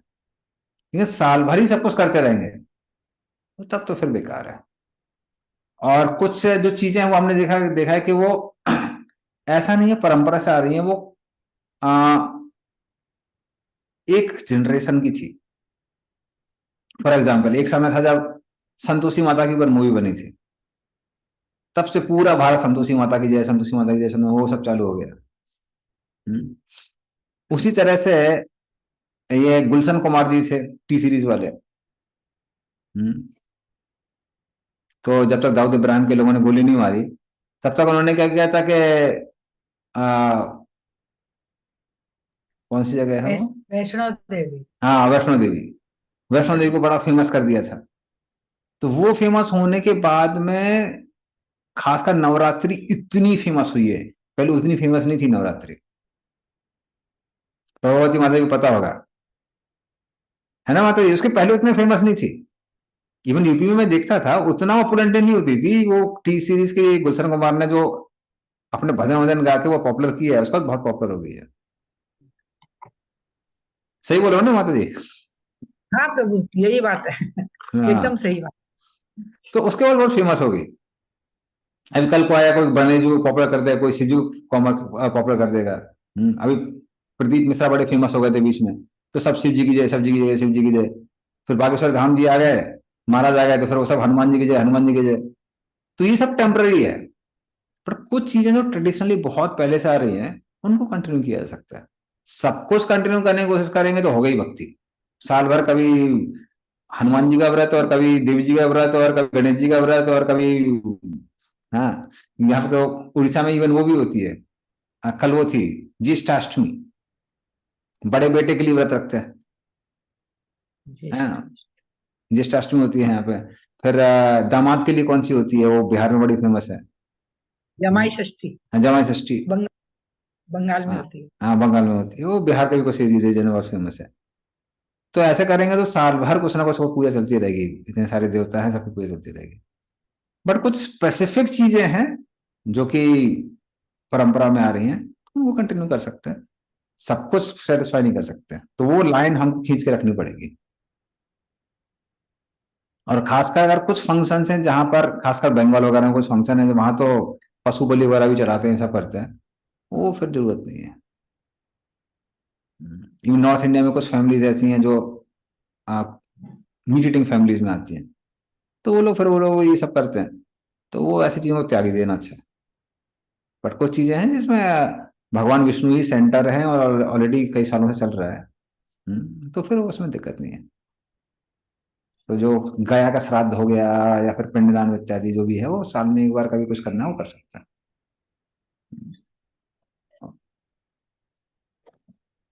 ठीक है, चलिए फिर हम लोग आगे चलते हैं।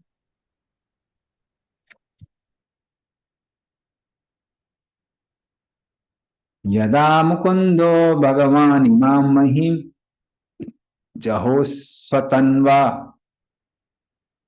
रमणी ये सत्कथः तदाहर एवा प्रतिबुद्ध चेतसा अभद्र हेतु कलिर अनविवर्त तत्। पढ़िए इसका अर्थ। जब जिस दिन भगवान, भगवान पढ़िए माता पढ़िए मत, पढ़िए आप, पढ़िए मत जी, जी माता जी। पढ़िए। जिस दिन भगवान श्री कृष्ण ने अपने उसी साक्षात रूप के साथ इस पृथ्वी लोक को छोड़ दिया, उसी दिन से कली, जो पूर्व में ही अंशतः प्रकट हो चुका था, अल्पज्ञों के लिए अशुभ परिस्थितियां उत्पन्न करने हेतु पूर्ण रूप से प्रकट हो गया। तात्पर्य पढ़ना मुझे। हाँ जी, पढ़िए इसको। जो मनुष्य पूर्ण रूप से ईश भावना भावित नहीं है, उन्हीं पर कली का प्रभाव पड़ता है। मनुष्य अपने आप को श्री भगवान की देखरेख में रखकर कलयुग के प्रभावों को निरस्त कर सकता है। कलयुग का पदार्पण कुरुक्षेत्र युद्ध के पश्चात ही हो गया था, किंतु श्री भगवान की उपस्थिति के कारण यह अपना प्रभाव नहीं दिखा सका था। लेकिन जब श्री भगवान अपने ही दिव्य शरीर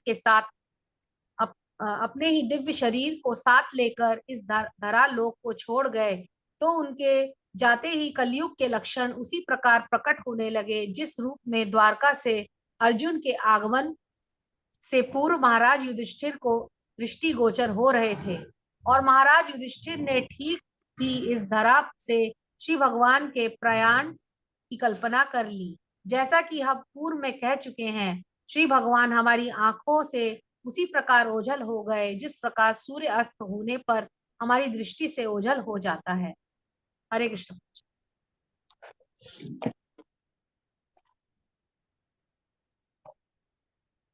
ओके, तो ये जो श्लोक है ये बहुत महत्वपूर्ण है हमारे भक्तों के लिए। हाँ, क्योंकि इसमें शब्द क्या आया है, जहो स्वतन्वा। जहो स्वतन्वा, ये इसका प्रूफ है। स्वतन्वा, खासकर जो ये वर्ड आया ना, तनु मीन्स होता शरीर, स्व मतलब अपना, तो जहो होता सवनीय सतकथा, मतलब भगवान अपने इस शरीर के साथ में कहा गए, भगवत धाम गए। ऑफकोर्स अगर डीपर में नहीं देखा जाए तो वो ये भी नहीं है, क्योंकि भगवान सिर्फ ओझल होते हैं हमारी आंखों से, ऐसा नहीं है कि भगवान लेके जाते हैं, लेकिन ये कम से कम ये प्रूफ है। जो लोग बोलते हैं कि भगवान अपना शरीर छोड़ के गए हैं, उसके लिए प्रूफ क्या है? जो भगवान शरीर अगर छोड़ के गए तो वो कौन सा था? माया शरीर था। भगवान अपने शरीर के साथ में कहाँ गए? भगवत धाम गए।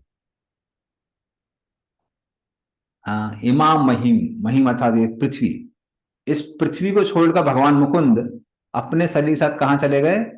उसका शरीर भगवत धाम चले गए। तो जो हम लोग डिस्कस कर रहे थे वो इसका प्रूफ है, इस श्लोक का। हाँ। और इस श्लोक में एक और बात क्या आती है कि जैसे ही भगवान गए, कली ने प्रवेश किया। पर कली ने प्रवेश किन के लिए किया? अभद्र हेतु कली अनुवर्तता। तो कली ने उन लोगों के लिए प्रवेश किया जिनकी बुद्धि शुद्ध नहीं थी या फिर बुद्धि सो रही थी। तो जैसे जब व्यक्ति सोता है, उस समय चोर चुपचाप घर में आता है, अपना काम करके भाग जाता है, सामान लेके भाग जाता है, और उस आदमी को पता नहीं चलता है। लेकिन अगर घर के लोग जगे हुए हैं, सतर्क है, तो फिर चोर आके चोरी करके चुपचाप नहीं आ सकता है। उसी तरह से जिन लोगों की बुद्धि सो रही थी, अर्थात जिन्होंने गीता और भागवतम का आश्रय नहीं लिया था, उनके जीवन में कौन घुस जाता है? कली घुस जाता है, और उनकी जो सत्वगुण की संपत्ति थी उसको चुरा के लेके चला जाता है। किंतु जो लोग सचेत थे, जो लोग एकदम अटेंटिव थे, तो उन लोगों के साथ ऐसा नहीं हुआ, उनके जीवन में कली ने प्रवेश नहीं किया। तो अर्थात अगर हम गीता भागवत का आश्रय लेते रहेंगे तो कली प्रवेश नहीं करेगा, और नहीं लेंगे प्रवेश करेगा। ठीक है, नेक्स्ट श्लोक।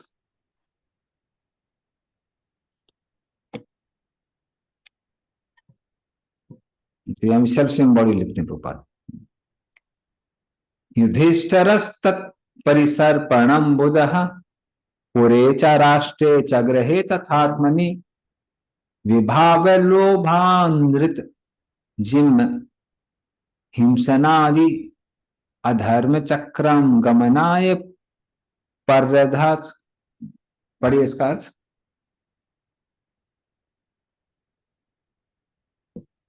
महाराज युधिष्ठिर पर्याप्त बुद्धिमान थे कि वे कलयुग के प्रभाव को समझ गए, जिसके विशेष लक्षण होते हैं बढ़ता लालच, असत्य भाषण, धोखा देना तथा सारी राजधानी, राज्य, घर तथा समस्त व्यक्तियों में हिंसा का आधिक्य इत्यादि। अतः उन्होंने घर छोड़ने की तैयारी की और तद अनुकूल वस्त्र धारण कर लिए। हरे कृष्ण। तो इस तरह से युधिष्ठिर महाराज उन्होंने देखा अरे सब जगह लोगों का लालच बढ़ रहा है, लोग झूठ बोल रहे हैं ना, हिंसक हो रहे हैं, तो ये सारी चीजें सब जगह बढ़ रही हैं। तो उन्होंने तुरंत क्या किया? एक वानप्रस्थ के जो वस्त्र होते हैं उसको धारण किया, क्योंकि ये समझने वाली बात है कि अगर वो राज वस्त्र पहन के निकले, सब लोग समझ जाते हैं अरे राजा आ रहा है, राजा आ रहा है।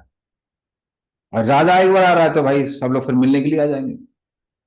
तो उन्होंने इसलिए क्या किया, उन्हें ऐसे वस्त्र धारण किए ताकि लोग उनको पहचान ना सके, जो कि वानप्रस्थ के वस्त्र होते हैं, और उसको लेकर तुरंत वो वहां से निकल गए, प्रस्थान कर लिया उन्होंने। तो उससे क्लियर क्या होता है? इससे क्लियर ये होता है कि जो भगवान के भक्त होते हैं वो भौतिक संपत्ति में आनंद नहीं लेते। वो इस संसार की संपत्ति अपने साथ और साधनों को तब तक रखते हैं जब तक उनका भगवान की सेवा में प्रयोग हो रहा है, और जैसे ही भगवान की सेवा में उनका प्रयोग खत्म हो जाता है, वो उन सब चीजों को छोड़ देते हैं, त्याग देते हैं। तो वो युधिष्ठिर महाराज के जीवन में हम देख सकते हैं। ओके, अगला नेक्स्ट।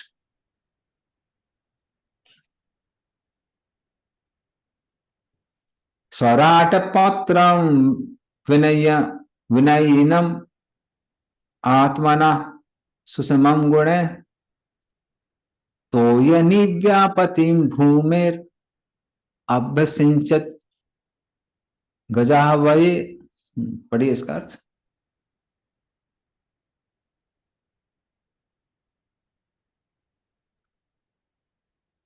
तत्पश्चात उन्होंने हस्तिनापुर की राजधानी में अपने पौत्र को सिंहासन रूढ़ किया, जो समुद्र से घिरी समस्त भूमि के स्वामी तथा सम्राट के रूप में प्रशिक्षित था और उन्हीं के समान सुयोग था।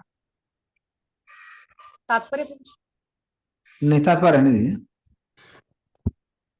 तो क्या उन्होंने सारी चीजों को तुरंत ड्रॉप कर दी और तुरंत चले गए? नहीं, उन्होंने क्या किया? स्वराट पौत्रम, उनके जैसे ही उनके जो पौत्र थे परीक्षित महाराज, उनको गद्दी सौंपी, क्योंकि उनको पता था कि परीक्षित महाराज के अंदर वही गुण हैं जो मेरे अंदर हैं। वो भी पूरे राज्य को संभालने के लिए एकदम दक्ष है, उसमें एक्सपर्ट है। तो उनको फिर वो गद्दी देके फिर वो प्रस्थान करते हैं। तो ऐसा नहीं तुरंत ड्रॉप कर देते हैं। और भक्तों के लिए भी ये सीख है कि अगर हम लोग को किसी सेवा को बाय बाय करना है, तो ऐसा नहीं कि सेवा पूरी खत्म हो जाए भगवान की। भगवान की सेवा में आंच नहीं आनी चाहिए। इसीलिए कुछ समय बैठ के अच्छे से उसको ट्रांसफर करिए। किसी को इस तरह से चीजें सौंपिए ताकि सेवा बंद ना हो, और फिर वो व्यक्ति बाहर जा सकता है, कोई बात नहीं, उसे सेवा को छोड़ सकता है अगर खासकर छोड़ना है तो। क्योंकि मुख्य चीज है कि भगवान की सेवा बंद नहीं होनी चाहिए, वो कंटिन्यू करनी चाहिए। तो मेरे को भी आसान छोड़ना था, तो पूरा उसका वो सब करके 6 महीना 7 महीना रुक के सब कुछ वो करके फिर बाहर आया। तो भगवान की सेवा नहीं रुकनी चाहिए, वो खत्म नहीं होना चाहिए। ओके,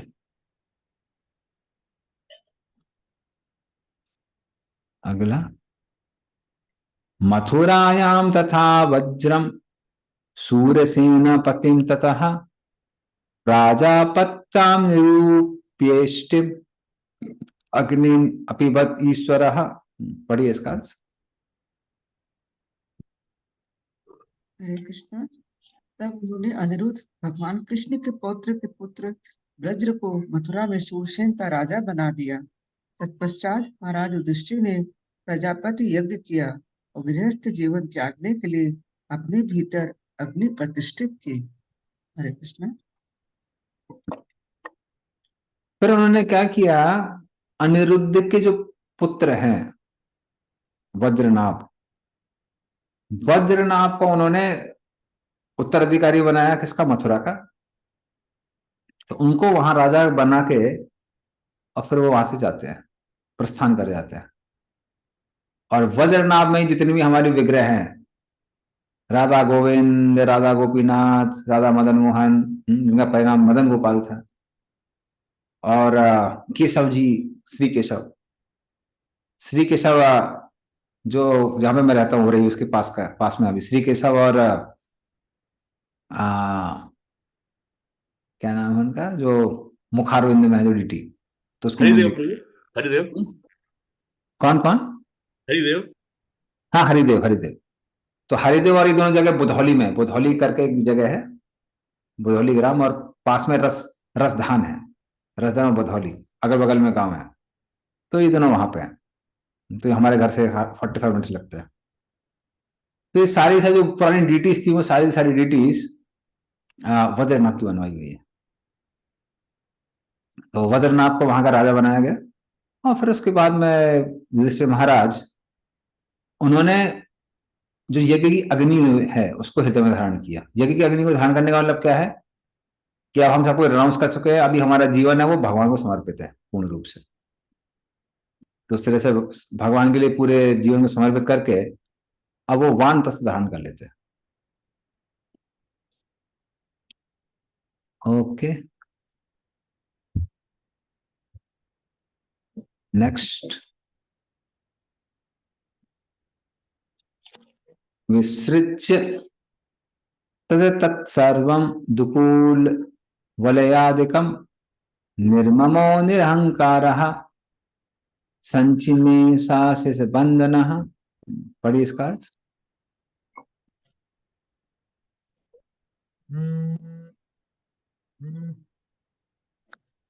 महाराज युधिष्ठिर ने अपने सारे वस्त्र, कमर पेटी तथा राजसी आभूषण तुरंत त्याग दिए और वे पूर्ण रूप से उदासीन तथा प्रत्येक वस्तु से विरक्त हो गए।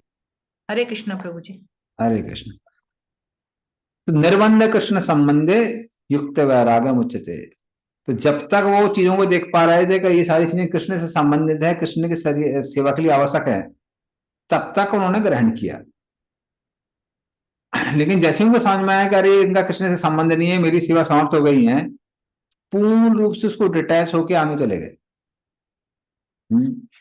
जैसे भक्तों के जीवन में हम देखते हैं कि जब तक वो एक स्थान पर रहते हैं, उसकी सेवा करते हैं, तो उस पर ध्यान रखते हैं, लेकिन एक बार अन्य स्थान पर चले गए तो फिर पुरानी चीज की उतनी चिंता नहीं करते। जैसे प्रभुपाद ने इतना बड़ी सोसाइटी क्रिएट की, लेकिन अंत समय में जब वैद्यराज ने उनसे पूछा था, और किसने पूछा था,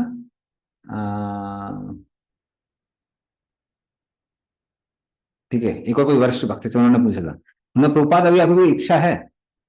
प्रभुपाद बोलते कोई इच्छा नहीं है, अभी मैंने जो सेवा करनी थी, मुझे सेवा करनी थी, वो मैंने अपनी कर ली, अब कोई इच्छा नहीं है।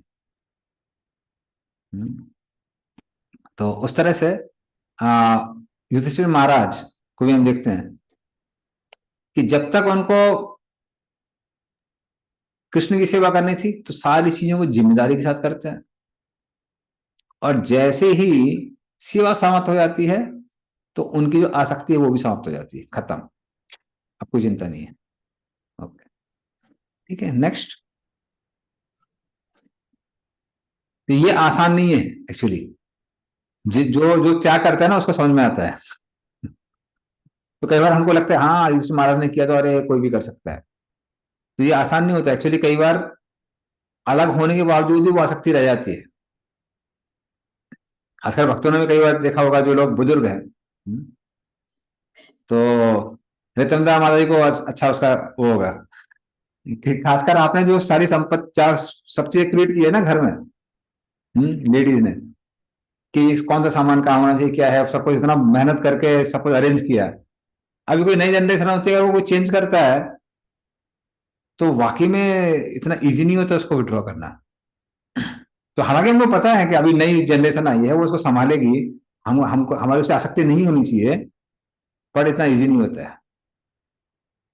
या फिर आपने जो पोस्ट छोड़ते हैं, पोजीशन छोड़ते हैं, कई बार मैंने लोगों को देखा है कि वो अपना, मान लीजिए किसी कॉलेज के प्रिंसिपल थे, अब रिटायर हो गए, कहीं और चले गए, कई बार लौट के आके देखते हैं सब ठीक ठाक है कि अभी ठीक है कि नहीं है, क्योंकि वो आसक्ति रह जाती है कि मैंने इतना इंप्रूवमेंट किया था, अगला आदमी ने उसको जाके खराब तो नहीं कर दिया। तो इसलिए वो एकदम से विड्रॉ करना आसान नहीं है। मैं नाम नहीं बताऊंगा कि हमको एक वरिष्ठ वैष्णव अभी सन्यासी है, तो वो भी अपना साक्षात्कार बता रहे थे। कई सालों तक वो बहुत बड़े मैनेजर रहे हैं, ये मैनेजमेंट वो मैनेजमेंट बड़ा बड़ा किया है। तो जब उन्होंने बोला कि ये सब छोड़ कर हम प्रचार करेंगे, बहुत हो गया मैनेजमेंट, अभी नहीं, अब संन्यास ले लेंगे, छोड़ देंगे, वो छोड़ने के बावजूद भी जिस मंदिर में जाते थे वहां का मैनेजमेंट चालू कर देते थे। अरे यहाँ पे ये साफ नहीं है, ये ठीक नहीं है, वो ठीक नहीं है, और वो सब 8-10 आदेश देने के बाद में फिर बैठ के बोलते थे वो प्रवृत्ति आराम से जा नहीं रही है। कई साल उनको लगे वो सब डिटैच होने के लिए, बोले ठीक है, जब सब डिटैचमेंट हो गया तो बोला ठीक है, अब संन्यास लेने के काबिल हो गए हैं। तो इतने आराम से वो प्रवृत्तियां नहीं आती है। तो युधिष्ठिर महाराज उस सबको छोड़ के चले गए। जैसे किसके बारे में आता है ये, शाहजहां। तो शाहजहां को उसके बेटे ने ही कैद कर दिया था, कहाँ, ताजमहल के उस तरफ। तो शाहजहां बड़े दुख में था, तब शाहजहां ने बोला कि मेरे को सिर्फ एक रिक्वेस्ट है, कह रहे कुछ लाइफ में एंगेजमेंट चाहिए, तो आप क्या करिए, आप कुछ बच्चों को लेकर, हम उनको पढ़ाएंगे, उर्दू फारसी वारसी ये सब हम पढ़ाएंगे उनको। तो 4-5 बच्चों को जब भेजा गया, तो फिर औरंगजेब ने देखा कि उनको भी वो डंडा दिखा के कंट्रोल करने की कोशिश कर रहा है। तो औरंगजेब बोला है एक नंबर का नारा कॉलेज पर वो भी बोला पूरे प्रवृत्ति आराम से जाती नहीं है। तो इस तरह से सब चीजों को तय करना आसान नहीं है, लेकिन युधिष्ठिर महाराज उसको आराम से क्यों छोड़ पाए? क्योंकि वो सिर्फ कृष्ण की सेवा से आ सकते थे, उसे राधे से आ सकते नहीं थे। तो हालांकि ये तभी संभव है जब हम पूर्ण रूप से शुद्ध भक्त बन जाते हैं। शुद्ध भक्त मतलब प्रैक्टिसिंग शुद्ध भक्त नहीं, परफेक्टेड शुद्ध भक्त बन जाते हैं। लेकिन तब तक हमको क्या करना चाहिए? उसको साधना के रूप में करना चाहिए। साधना क्या है? मन को समझाना कि हाँ अभी मुझे, जब तक वो सेवा थी तब तक हमारे अंडर में थी, अब सब अगले भक्त देख रहे हैं, तो अभी हमको क्या करना है? सिर्फ अपनी जो अभी सेवा मिली है उस पर ध्यान रखना है, पुरानी चीजों की ज्यादा चिंता नहीं करनी है। क्योंकि अल्टीमेटली कौन नियंत्रण में है? कृष्ण ही नियंत्रण में है। कृष्ण नियंत्रण में है। कलकत्ता टेम्पल में जब कुछ चीज चल रही थी तो फिर मैं ये जीबीसी को मिल कर रहा था, वो जीबीसी को मिल कर रहा था। तो फिर एक वरिष्ठ वक्त थे, नाम ही बता सकते, रेवतीपति प्रभु, जो वहां के टेम्पल वाइस प्रेसिडेंट, वो मुझे भक्ति में लेके आए थे, डिस्कवरी साल वगैरह उन्होंने दिया हुआ है।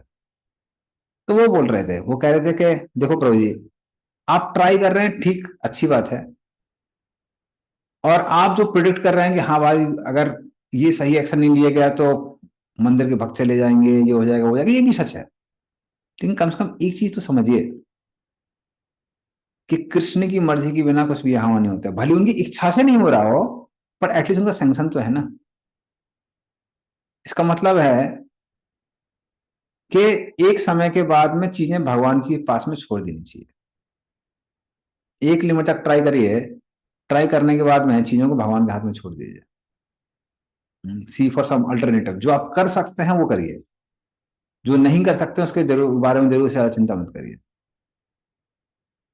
तो वो काफी बड़ा लेसन था जीवन का। और ये हम देखते हैं, ये सेम चीज हम देख सकते हैं जो भगवान के महान भक्त हैं, वो इसका पर्सोनिफिकेशन है। आराम से चीजों को जब भी भगवान की सेवा चाहिए एक्सेप्ट कर लेना, जब चाहे छोड़ देना। देखने में आसान लगता है पर इतना आसान नहीं है। इसलिए कृष्ण जब भगवत गीता में ये श्लोक कहते हैं कि आ, ये मेरी अचिंत्य शक्ति है कि मैं इस पूरे संसार को मेंटेन करके भी डिटैच्ड हूं। और उसका उदाहरण देते हैं वो वायु का।